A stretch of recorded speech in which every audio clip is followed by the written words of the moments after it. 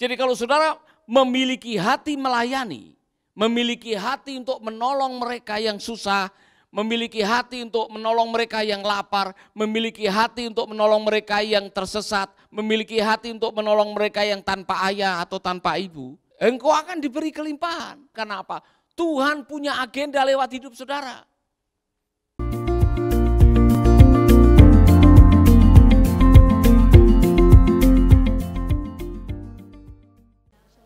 Ada sukacita? Amin. Siap mendengarkan firman Tuhan? Saudara-saudara, 35 jam di dalam pesawat, saya mendapatkan pewahyuan yang luar biasa. Dan rupanya pewahyuan ini juga yang menolong saya memahami apa sih arti melayani. Saudara, 35 jam berangkat, khotbah 2 jam, 3 sesi, terus pulang 35 jam lagi, luar biasa capeknya. Tapi kalau saudara paham untuk apa kita melakukan itu, saudara akan kehilangan rasa capek. Dan ada 2 hal yang menolong saya untuk memahami apa arti hidup ini. Yang pertama adalah Matius 31, Matius pasal 25 ayat 31. Yang kedua adalah film My Little Angel, mungkin nanti dalam minggu depan kita akan menonton itu. Tapi yang pertama saya mau mengatakan ini saudara, saya betul-betul diberkati oleh ayat-ayat ini. Karena ayat ini menolong saya mengevaluasi apa sih yang harus kita lakukan dalam hidup ini. Matius 25, dimulai dengan ayat 30. Dan pelayan yang tidak berguna itu, buanglah dalam kegelapan di luar. Di sana ia akan menangis dan menderita. Konteksnya adalah ada orang yang dititipi 5 talenta, 3 talenta, 1 talenta. Yang 1 talenta ini malas. Dia simpan talentanya karena dia mikir, dia perhitungan, saya dapat apa dari semuanya ini. Nah akhirnya Yesus memberikan perumpamaan ini saudara, untuk menjelaskan itu. Apabila anak manusia datang sebagai raja, ia akan duduk di atas tahtanya yang mulia. Siapa dia? Yesus. Perhatikan baik-baik. Saya baru mendapatkan pewahyuan nih. Segala bangsa akan dikumpulkan di hadapannya. Lalu ia akan memisahkan mereka yang menjadi 2 kumpulan seperti gembala memisahkan dombanya dari kambing. Jadi nanti di hadapan Tuhan kita akan dikumpulkan. Yang seperti kambing kelompok kiri, yang seperti domba kelompok kanan. Nah, ini tidak ada bicara mengenai pendeta, evangelis, majelis. Hanya ada 2 kelompok aja. Ya kan? Ya. Orang-orang yang melakukan kehendak Allah. Perhatikan baik-baik. Orang-orang yang apa? Melakukan kehendak Allah, melakukan kehendak Allah. Apa itu kehendak Allah? Efesus 2 ayat 10. Kita ini buatan Allah diciptakan dalam Kristus Yesus untuk apa? Melakukan perbuatan baik yang sudah Allah siapkan sebelumnya dan Allah mau kita tinggal di dalamnya. Allah berkehendak kita tinggal di dalamnya. Jadi melakukan kehendak Allah adalah melakukan keinginan Allah. Apa itu? Melakukan kebaikan. Perhatikan baik-baik. Orang-orang yang melakukan kehendak Allah akan dikumpulkan di sebelah kanannya dan yang lain di sebelah kirinya. Kemudian raja itu akan berkata kepada orang-orang yang di sebelah kanannya. Siapa tadi? Yang melakukan kehendak Allah. Marilah kalian yang diberkati oleh Bapakku, masuklah ke dalam kerajaan yang disediakan bagimu sejak permulaan dunia. Jadi upah saudara sudah disediakan sejak permulaan dalam dunia ini dimulai, artinya sejak sebelum saudara masuk ke dunia, upahnya sudah ada. Untuk siapa? Untuk yang hidup menurut kehendaknya melakukan kebaikan yang sudah dipersiapkan sebelumnya. Anda sudah dipersiapkan, hadiahnya sudah dipersiapkan. Ya kan? Sebab pada waktu aku lapar, kalian memberi aku makan. Dan pada waktu aku haus, kalian memberi aku minum. Aku seorang asing, kalian menerima aku di rumahmu. Aku tidak berpakaian, kalian memberi aku pakaian. Aku sakit, kalian merawat aku. Aku di penjara, kalian menolong aku. Lalu orang-orang itu berkata kepadanya, Tuhan, dia pakai Tuhan, dengar ya. Tuhan, kapan kami pernah melihat Tuhan lapar, lalu kami memberi Tuhan makan? Atau haus, lalu kami memberi Tuhan minum? Kapan kami melihat Tuhan sebagai orang asing, lalu kami menyambut Tuhan ke dalam rumah kami? Kapan Tuhan pernah tidak berpakaian, lalu kami memberi Tuhan pakaian? Kapan kami pernah melihat Tuhan sakit atau dipenjarakan, lalu kami menolong Tuhan? Raja itu berkata, raja itu akan menjawab, ketahuilah, waktu kalian melakukan hal itu, sekalipun kepada salah seorang dari saudara-saudaraku yang terhina, berarti kalian melakukan kepadaku. Jadi yang akan dipisahkan nanti, ditaruh di sebelah kanan dan mendapatkan warisan yang sudah dipersiapkan, yang melakukan apa? Yang melakukan apa, saudara? Yang melakukan kehendak Tuhan tadi. Apa kehendak Tuhan? Saudara, saya tidak mendapatkan satupun kalimat yang mengembalakan gereja, yang membangun denominasi, yang sibuk menata ibadah, tidak ada di sini. Tidak ada sebutan itu di sini, iya kan? Yang ada adalah siapa yang melakukan kehendak Tuhan apa? Memberi makan kepada yang lapar, menyantuni anak yatim piatu, mengunjungi mereka yang di penjara, menolong mereka yang sedang terbelenggu. Tepat seperti apa yang pernah Yesus katakan setelah dia membaca kitab gulungan Yesaya. Roh Allah ada padaku. Untuk apa? Memberitakan kabar baik kepada orang yang miskin. Mendoakan orang yang sakit, membebaskan yang terbelenggu. Memberitahukan tahun rahmat Tuhan. Tidak ada dia menyebut mengenai ibadah di sini, saudara. Tidak ada. Yang bisa mengumpulkan 5.000 orang. Berbahagialah engkau masuk di sebelah kanan rumah Bapamu. Atau engkau akan menerima hadiah dari Bapamu yang di surga. Tidak ada. Saya jadi memikirkan ini, pelayanan yang benar yang digendaki oleh Tuhan yang seperti apa. Melayani Tuhan itu seperti apa. Yang benar melayani Tuhan itu seperti apa. Ayo pikirkan baik-baik, saudara-saudara. Sebab apa gunanya Anda rajin beribadah, tapi kalau Anda tidak ada tindakan untuk melakukan apa yang menjadi kehendak Tuhan lagi berbuat baik. Amin. Saudara baca dalam terjemahan The Message, saudara akan kaget. Ya kan?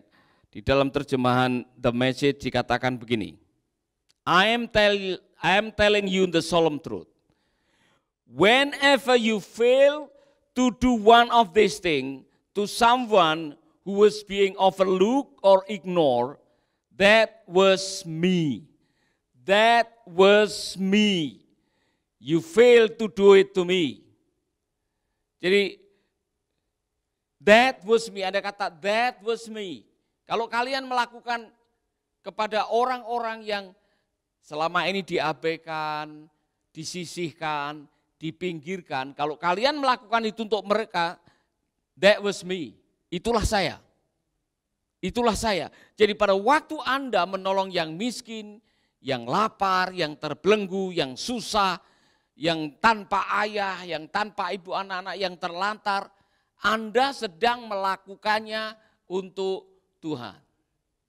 Maka jangan kaget kalau Yakobus mengatakan ibadah yang murni dan berkenan kepada Allah adalah menyantuni anak yatim piatu, para janda, dan itulah ibadah yang benar, ibadah yang sejati.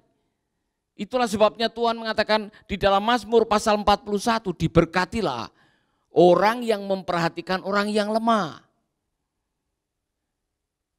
Ia akan diluputkan dari segala malapetaka, kemudian saudara akan dibuat bahagia, musuh-musuhmu dibuat tidak berdaya, Bahkan waktu Anda sakit dia akan menjadi perawat ibadahmu karena Tuhan, saya ulangi lagi ya, ini jangan sampai saudara lupa ini. Ini kebenaran di akhir kehidupan kita, ini kebenaran yang saya pikir Anda perlu renungkan.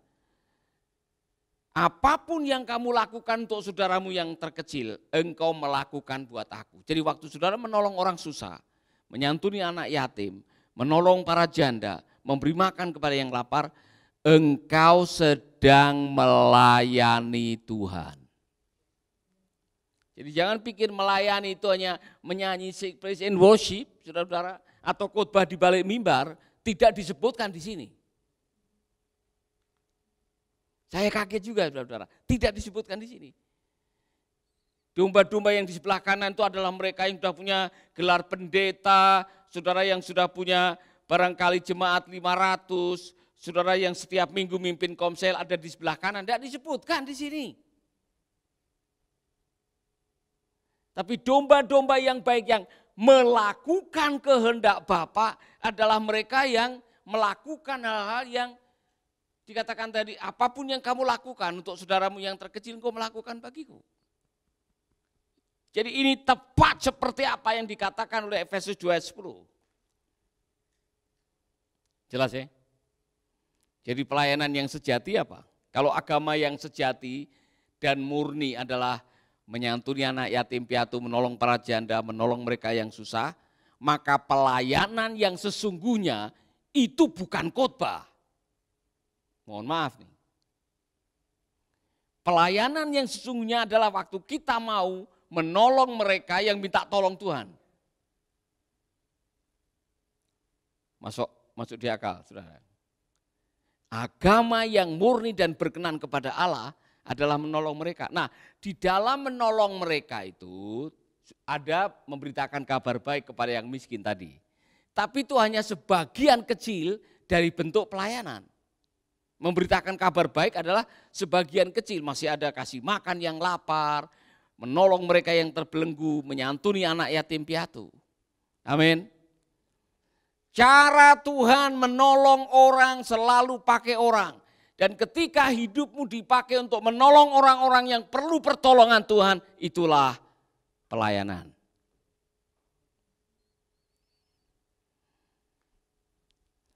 Nah, mengapa saya menghubungkan ini dengan film yang berjudul My Little Angel? Jadi, saudara-saudara, saya nonton video di pesawat. Film sebetulnya, film Korea. Yang mengisahkan mengenai seorang anak kecil yang mungkin saudara-saudara nanti harus nonton filmnya. Saya wajibkan saudara nonton karena film itu membuat saya nangis di pesawat. Betul, saya nangis. Saya nangis karena saya mengevaluasi apakah saya sudah melakukan ini atau belum.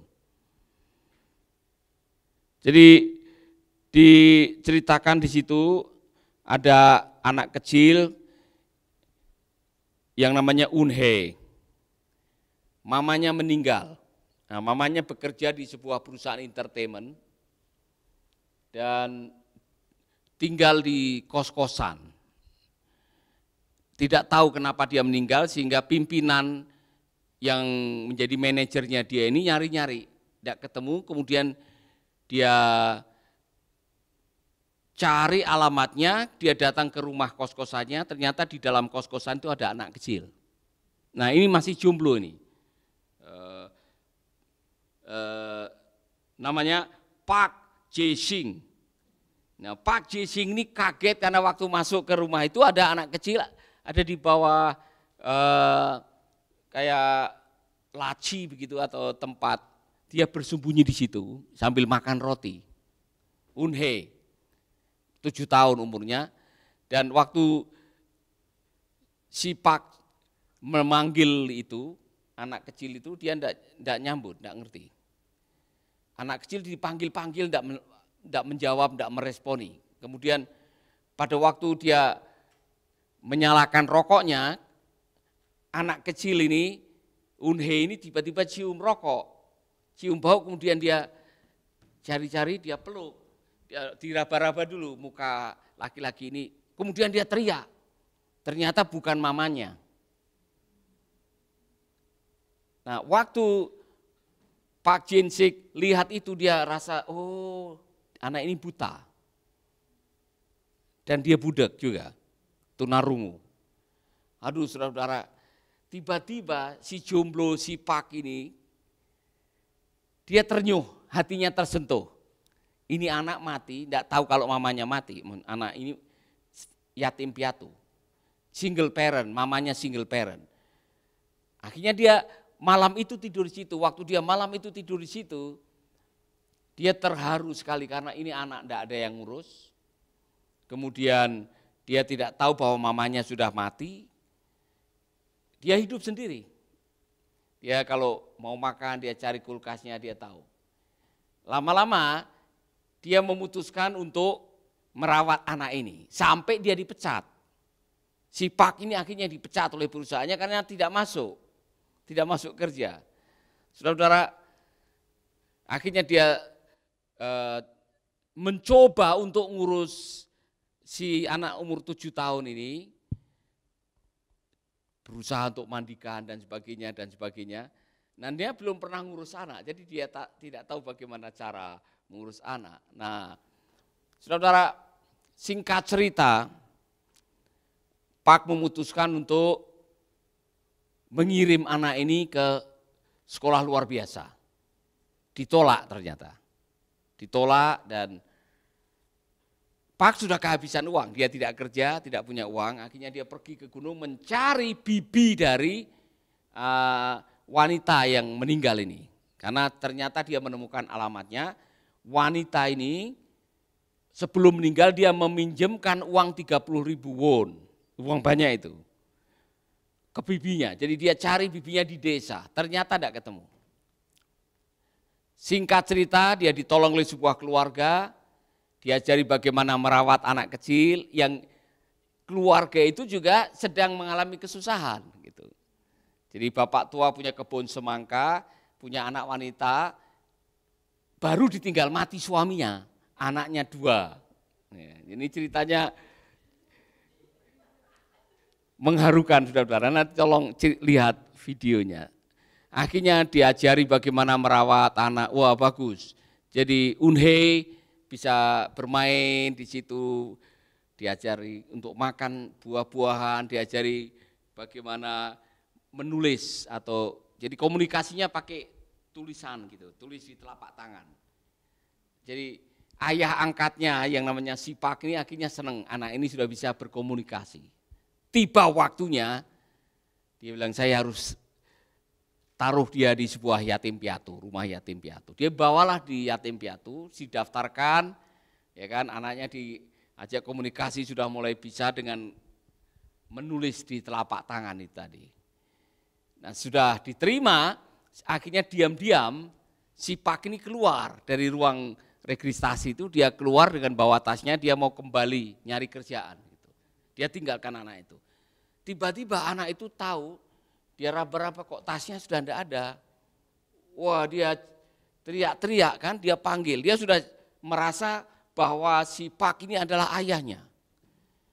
Pak masih ngetes, dia di luar dia tunggu gimana. Ternyata anak itu nangis. Nangis. Pak tidak sampai hati dia nangis juga. Akhirnya dibukalah pintunya, kemudian anak itu merangkul si Pak, dan dia ambil tangannya si Pak, dan dia tulis kata, Papa.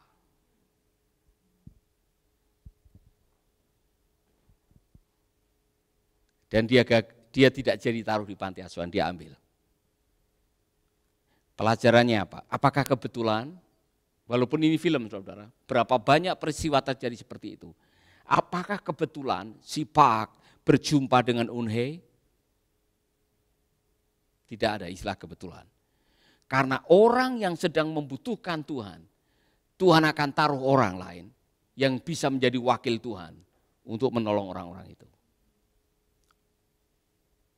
Saya merenung, saya menangis karena mengatakan benar, saya ngalami sendiri. Ketika saya sedang membutuhkan pertolongan, Tuhan kirim orang-orang yang pernah singgah menolong kita. Itu bukan kebetulan. Orang-orang yang Tuhan kirimkan dalam kehidupan kita untuk menolong kita, itu utusan Tuhan, my little angel. Orang-orang yang Tuhan kirim, anak-anak yang Tuhan kirim ke Yayasan Mercy Indonesia, ini kalau ada pimpinan-pimpinan Mercy, kalau ada anak memberikan bayi, atau anak-anak di drop oleh Dapsos, datang di panti kita, itu bukan kebetulan. Itu Tuhan yang mengatur, karena cara Tuhan memberi pertolongan kepada mereka dengan minta tolong saudara. Dan itulah ibadahmu yang sejati. There is me. Dibilang kalau kamu menolong mereka, kamu sedang menolong saya. Apapun yang kau lakukan untuk saudaramu yang terkecil ini, engkau melakukan buat aku. Ini kebenaran saudara-saudara, dan saya rasa Mercy Indonesia harus bersyukur kepada Tuhan. Apa yang kita lakukan adalah apa yang disebutkan oleh Matius 25. Pelayanan penjara, pelayanan anak yatim, pelayanan lansia, menyantuni hamba-hamba Tuhan yang kekurangan, yang menolong mereka. Itu adalah pelayanan yang sesungguhnya, bukan khotbah. Bukan mendirikan denominasi, tidak disebutkan di sini saudara. Itu yang diperhitungkan oleh Tuhan.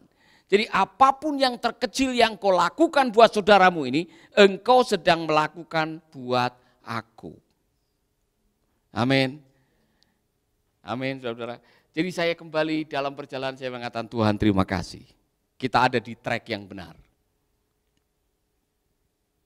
Saudara tidak perlu punya jemaat 500 atau 5.000. Yang benar yang ini. Ketika kita dipakai Tuhan menjadi perwakilan Tuhan untuk menolong mereka. Amin. Amin saudara. Jadi saya mau mengatakan kalau mereka ini dibawa konsekuensinya ya, kalau mereka ini adalah orang-orang perwakilan Tuhan yang kita tolong. Saya tidak heran Tuhan melakukan hal-hal yang luar biasa. Tuhan memberikan sesuatu yang luar biasa. Kembali kepada ayat tadi.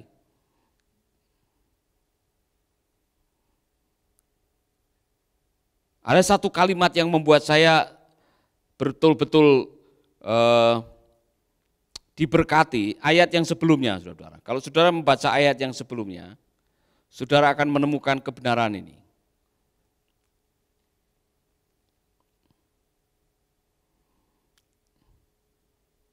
Mari kita akan membaca ayat yang ke-30. Kembali ke ayat yang ke-30. Atau ayat yang ke-28 mulai.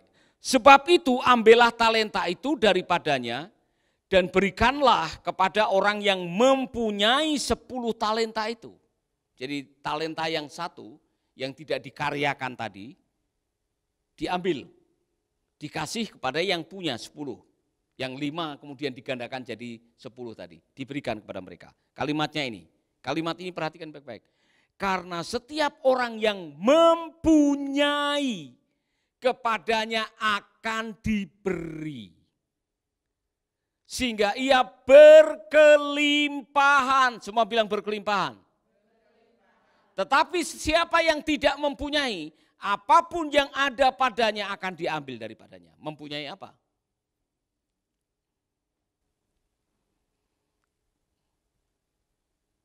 Jadi yang satu tadi yang diberikan dan tidak dikaryakan, diambil. Diberikan kepada yang mempunyai 10 tadi mempunyai apa? Mempunyai tanggung jawab, mempunyai panggilan, mempunyai pengetahuan mengenai kehendak Tuhan, mempunyai apa yang namanya jiwa melayani dan belas kasihan. Kepadanya akan diberikan. Dan akan hidup berkelimpahan. Ini kata Tuhan, saudara. Jadi kalau saudara memiliki hati melayani, memiliki hati untuk menolong mereka yang susah, memiliki hati untuk menolong mereka yang lapar, memiliki hati untuk menolong mereka yang tersesat, memiliki hati untuk menolong mereka yang tanpa ayah atau tanpa ibu, engkau akan diberi kelimpahan. Saya mengalami itu, saudara. Kita memiliki kelimpahan. Kita hidup dalam kelimpahan karena apa? Tuhan punya agenda lewat hidup saudara. Karena kalau saudara diberi kelimpahan, saudara tahu itu hanyalah titipan dari Tuhan. Kita hanya mengelola. Ujung-ujungnya apa? Untuk menolong mereka juga. Wow. Rahasia ini luar biasa. Jadi saudara, kabar baik buat Anda. Melayani Tuhan itu tidak hanya jadi pendeta, khotbah di balik mimbar. Melayani Tuhan ketika kita melakukan kehendak Tuhan. Efesus 2 ayat 10. Apa bunyinya Efesus 2 ayat 10? Untuk menjelaskan kepada saudara, baca baik-baik. Kita ini buatan Allah, diciptakan dalam Kristus Yesus. Mari kita baca sama-sama, 1, 2, 3.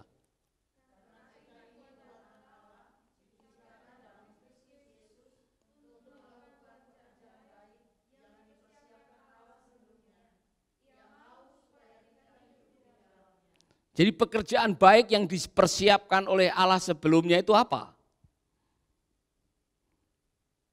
Ternyata seperti yang Yesus khotbahkan. Roh Allah ada padaku. Untuk apa? Melakukan pekerjaan baik termasuk memberitakan kabar baik. Tapi memberitakan kabar baik itu hanya sebagian daripada kehendak Allah. Amin. Konsekuensinya apa? Sisa hidup kita supaya tidak ada penyesalan di ujung kehidupan, gunakan waktu saudara untuk melakukan kehendak Allah. Jangan sampai suatu saat saudara menyesal karena tidak melakukan apa yang menjadi kehendak Allah. Saudara pernah mendengar ada orang yang ditolak masuk surga karena namanya tidak terdaftar, walaupun dia katanya waktu di bumi dia banyak melakukan keajaiban. Aku tidak kenal engkau, dia protes. Loh, bukannya saya sudah melakukan mujizat ini, mujizat itu. Aku tidak mengenal engkau. Bukan itu panggilan kita. Itu hanya bagian daripada akses yang Tuhan berikan di dalam kehidupan kita. Amin. Mari kita akan lihat, kita baca kembali. Di bagian terakhir tadi. Bila manakah kami melihat engkau, ayat 38. Bila manakah kami melihat engkau sebagai orang asing dan kami memberi engkau tumpangan atau telanjang dan kami memberi engkau pakaian. Ini kepada kambing-kambing yang di sebelah kiri, kelompok sebelah kiri. Aku berkata kepadamu sesungguhnya segala sesuatu yang kamu lakukan untuk salah seorang dari saudaraku yang paling hina, ini kamu telah melakukan untuk aku. Dan ia akan berkata juga kepada mereka yang di sebelah kirinya. Apa yang di sebelah kirinya? Enyahlah dari hadapanku, hai kamu orang-orang apa saudara? Kejam sekali ini saudara. Enyahlah dari hadapanku, hai kamu orang-orang terkutuk. Enyahlah ke dalam api yang kekal, yang telah sedia untuk iblis dan malaikat-malaikatnya. Sebab ketika aku lapar, kamu tidak memberi aku makan. Ketika aku haus, kamu tidak memberi aku minum. Ketika aku seorang asing, kamu tidak memberi aku tumpangan. Ketika aku telanjang, kamu tidak memberi aku pakaian. Ketika aku sakit dan dalam penjara, kamu tidak melawat aku. Lalu mereka pun akan menjawab dia, katanya, Tuhan, bila manakah kami melihat engkau lapar atau haus, atau sebagai orang asing, atau telanjang, atau sakit, atau dalam penjara, dan kami tidak melayani engkau. Maka ia akan menjawab mereka, aku berkata sesungguhnya kepadamu, sesungguhnya segala sesuatu yang tidak kamu lakukan untuk salah seorang dari yang paling hina ini, kamu tidak melakukannya juga untuk aku. Pada akhirnya kebaikan saudara yang diperhitungkan oleh Tuhan di dalam kekekalan. Perhatikan baik-baik. Pada akhirnya hidup saudara dipakai untuk apa, itu akan diperhitungkan oleh Tuhan. Jadi saya menemukan ada 4 hal di sini saudara. Nomor 1, the best way to serve God is serving His people. Nomor 1, cara terbaik melayani Tuhan adalah melayani sesama kita. 1, 2, 3. Cara terbaik melayani Tuhan adalah melayani sesama kita yang membutuhkan pertolongan Tuhan. Dan untuk itu saudara tidak perlu datang ke gereja. Di gang saudara, di RT saudara, di kos-kosan saudara, saudara pasti akan ketemu dengan orang-orang ini. Saudara keluar dari rumah, saudara sudah ketemu dengan orang yang mungkin lapar, mungkin susah, mungkin fatherless atau tidak berayah atau abandoned, ditinggalkan. Saudara-saudara, mereka sangat memerlukan pertolongan Anda. Jadi saya mau mengatakan kepada semua pimpinan Mercy, jangan pernah menahan kebaikan untuk orang yang berhak menerima. Kalau Anda dipertemukan dengan mereka dan hari itu saudara bisa menolong, lakukanlah segera. The best way to serve God is serving His people. And the best motivation is compassion. Motivasi utamanya bukan untuk dipromosikan supaya jadi hebat, masuk koran, masuk TV. Bukan itu. Motivasi utamanya adalah belas kasihan. Bukan karena yang lain-lain, saudara-saudara. Jangan pernah melayani Tuhan dengan motivasi, oh kalau saya melayani nanti saya akan mendapatkan 10 kali lipat atau 500 kali lipat. Bukan itu. Bukan untuk mendapatkan, karena apa? Esensi melayani itu memberi. To serve is to give. 1, 2, 3. Apa saudara-saudara? Artinya melayani itu memberi. Saya mau kasih awasan kepada saudara-saudara. Kalau Anda melayani dengan pamrih duit, pamrih promosi, pamrih supaya terkenal, pamrih supaya yang lain-lain, Anda sedang menyalahi apa arti melayani. To serve is to give. Yesaya 58, saudara baca nanti. Tuhan marah dengan umat-umat Israel, dengan para pemimpin karena waduh kelihatan ritual puasa dan sebagainya. Tapi puasanya ditolak. Mengapa ditolak? Karena kamu sibuk dengan puasa, sedangkan orang susah yang kelaparan kamu tidak perhatikan. Inilah puasa yang ku kehendaki, kasih makan kepada yang lapar. Bebaskan yang terbelenggu. Amin. Jadi ada yang lapar, saya kasih makan sebentar. Amin, saudara-saudara. The best way to serve is to give. The best motivation to serve is compassion. The best time to serve is now.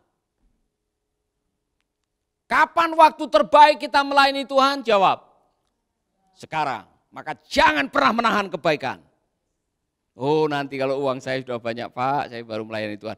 Nanti kalau gereja saya sudah ada gedungnya, baru saya akan melakukan bangun ini untuk yatim piatu. Telat.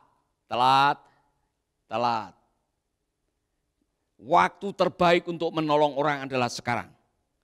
Waktu terbaik untuk melayani Tuhan adalah sekarang. Dan Anda bisa melayani Tuhan kapanpun saja, di mana saja. Anda bisa melayani Tuhan.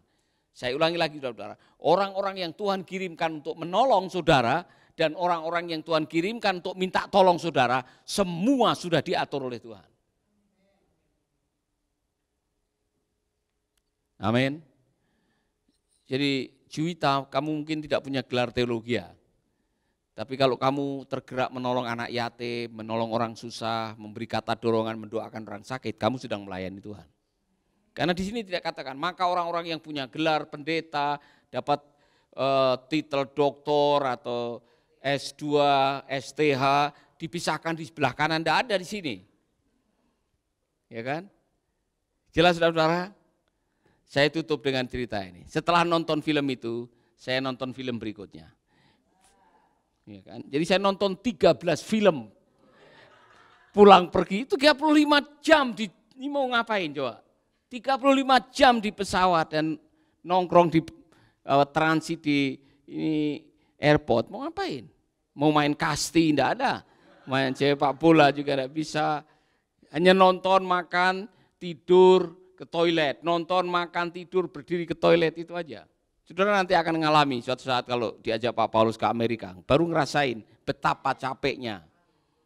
Ya. Seneng aja waktu boarding, senengnya bukan main. Setelah duduk, ya kan, berjam-jam enggak ngapa-ngapain, saudara-saudara. Jadi saudara-saudara, saya mau mengatakan ini kepada Anda semuanya. Film berikutnya adalah sebuah gereja di Korea yang punya pelayanan khusus, yaitu membuat drop box. Di gereja itu ada drop box, yaitu tempat di mana orang-orang yang tidak mau bayinya di drop. Saya bilang, wow, kita pernah memulai pelayanan seperti itu. Apakah itu kebetulan?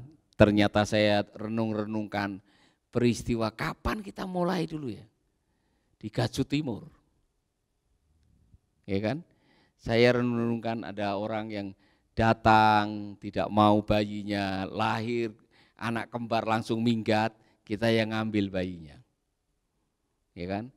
Kita menolong mereka-mereka yang dulu tersesat di lapangan, ditemukan, kemudian dibawa, dirawat. Ternyata itu memang diatur oleh Tuhan, Pak. Kenapa kok dibawa ke kita? Bukan kebetulan. Karena Tuhan melihat di dalam dirimu, kamu mampu melakukannya. Dan jangan kaget kalau karena engkau memiliki, maka engkau akan diberi. Engkau memiliki belas kasihan, hati yang tulus untuk menolong orang. Jangan kaget kalau engkau dilimpahi oleh Tuhan. Dan kalau ada orang dilimpahi oleh Tuhan karena hidup seperti itu, jangan iri. Karena kepada yang sudah punya akan diberi, kepada yang tidak punya akan diambil. Amin. Saya renung-renungkan, jadi saudara-saudara, saya juga yakin Anda bergabung dengan Mercy Indonesia ini bukan kebetulan. Karena saya yakin Tuhan juga sedang menginstall program belas kasihan di dalam hati saudara. Ya kan?